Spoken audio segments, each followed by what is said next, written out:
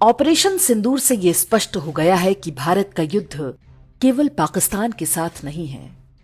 वास्तव में यह भारत बनाम चीन प्लस तुर्की प्लस अमेरिकी डीप स्टेट प्लस भारत के आंतरिक शत्रुओं के बीच युद्ध है। पाकिस्तान मात्र सहायक की भूमिका में है।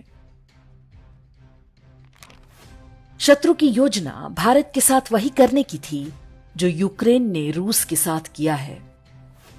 यूक्रेन अमेरिका और तुर्की के समर्थन से ब्लैक सी में रूस के 40% नौसैनिक अड्डों को नष्ट कर चुका है। जो युद्ध रूस जैसी महाशक्ति के लिए 2-4 दिन का मामला लगता था, वो 3 साल से अधिक समय से जारी है। अब तक रूस के लगभग 70,000 सैनिक मारे जा चुके हैं। इससे भी कहीं अधिक सैनिक इस युद्ध में अत्यंत गंभीर रूप से घायल हुए हैं। अमेरिका, ब्रिटेन, तुर्की और नाटो के सदस्य इस युद्ध को पर्दे के पीछे से लड़ रहे हैं। पाकिस्तान ने भी उस युद्ध में अपना काफी हथियार और गोला बारूद भेजा। सामरिक रूप से देखा जाए तो रूस विजयी लगता है, लेकिन उसने इस युद्ध की जो कीमत चुकाई है वो बहुत अधिक है। रूस की पूरी युवा पीढ़ी खप रही है। उसके ही भाई समान देश यूक्रेन के लोगों को प्यादे की तरह प्रयोग किया जा रहा है। अब तक के अनुमानों के अनुसार यूक्रेन के भी 40,000 सैनिक मारे जा चुके हैं, जबकि घायलों की संख्या लाखों में है। ये रणनीति भारत के लिए भी थी। ऑपरेशन सिंदूर से 1 सप्ताह पहले हमने इसी विषय पर एक वीडियो बनाया था, जिसका शीर्षक था ताकि रूस की तरह फंस जाए भारत।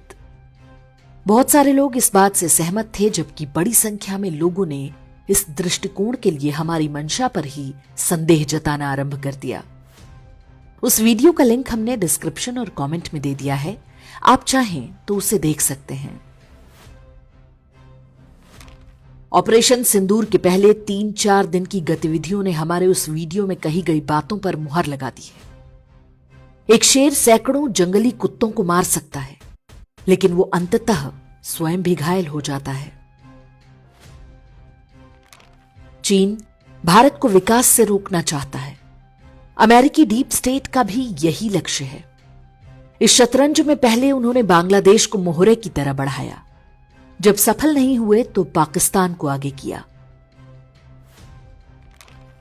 महाभारत के युद्ध में कौरवों ने अर्जुन को त्रिगर्त नरेश के साथ उलझा दिया था। जयद्रथ ने भीम को अपने पीछे दौड़ा लिया। कौरव युधिष्ठिर को मारने की तैयारी में थे। कौरवों की वो रणनीति भले ही सफल नहीं हो पाई, लेकिन अभिमन्यु, घटोत्कच और द्रौपदी के सभी 5 पुत्र मारे गए। पांडवों द्वारा भावनाओं में बहकर की गई एक रणनीतिक भूल की कीमत उनकी अगली पीढ़ी ने चुकाई। इतिहास भले ही पांडवों को विजयी मानता हो, लेकिन अपने पुत्रों को गंवाकर भला कौन विजय का उत्सव मना पाएगा।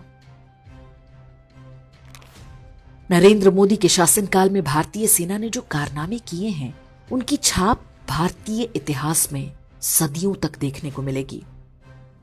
हमारे सैनिकों ने सतर्क शत्रु को भी बुरी तरह से छकाकर मात्र 3 दिन में उसके पूरे युद्ध तंत्र को तहस नहस कर दिया। इन वीरों को अपना आशीर्वाद दें। उन्होंने पूरे विश्व को विस्मय में डाल दिया है।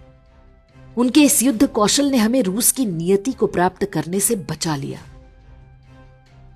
हम इजराइल की हालत में जाने से भी बच गए, जो आज तक हमास के आतंकवादियों से लड़ रहा है, जिसमें उसके हर प्रकार के संसाधन की क्षति हो रही है।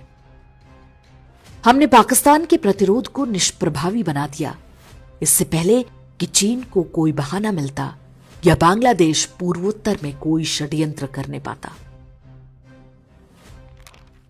जब शत्रु मायावी होता है तो उसके साथ आप पारंपरिक युद्ध नहीं लड़ सकते।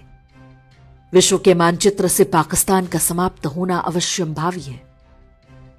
एक राष्ट्र के रूप में यह हमारा सामूहिक लक्ष्य होना चाहिए। यह वो काम है जो युद्ध के अपारंपरिक तरीकों से संभव है। एक प्यादे के चक्कर में अपने हाथी घोड़ों को खोने की कोई आवश्यकता नहीं। भगवान कृष्ण अश्वत्थामा को एक बार में मार सकते थे, लेकिन उन्होंने केवल उसका मणि छीन लिया। पाकिस्तान को उस स्थिति में पहुंचाया जाना चाहिए। भारत को यदि रहना है तो पाकिस्तान को मरना ही होगा। बीते 70-80 वर्ष का अनुभव यही कहता है कि भारत और पाकिस्तान के बीच सह अस्तित्व जैसा कोई विकल्प नहीं। उसकी एक धीमी और दर्दनाक मौत होनी चाहिए। जिस मानसिकता ने पाकिस्तान रूपी शैतान को जन्म दिया, वो भारत में आज भी फल फूल रही है। वो एक अलग लड़ाई है जिसके बारे में भी कुछ न कुछ करना होगा। ऑपरेशन सिंदूर में अपने एयरबेस और अन्य सैनिक ठिकानों पर हुए नुकसानों को पाकिस्तान फिर से ठीक कर लेगा, लेकिन उन घावों को नहीं भर सकेगा जो उसके मन मस्तिष्क पर हुए हैं। वो पहले से अधिक असुरक्षित और डरा हुआ होगा।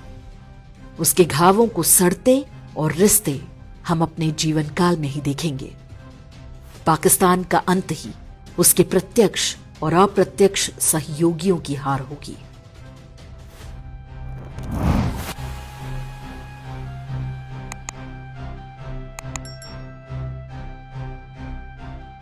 इंडेक्स ऑनलाइन के वीडियो समाज को समर्पित हैं। आप इनको डाउनलोड करके जैसे चाहे वैसे प्रयोग कर सकते हैं। चाहे तो आप हमारे टेलीग्राम चैनल से जुड़ सकते हैं। वहां सारे नए पुराने वीडियो आपको मिल जाएंगे। हमारे सोशल मीडिया लिंक हर वीडियो के डिस्क्रिप्शन में होते हैं। हमारा एकमात्र उद्देश्य हिंदू समाज को जागृत और एकजुट करना है। इसमें सहभागी बने। धन्यवाद।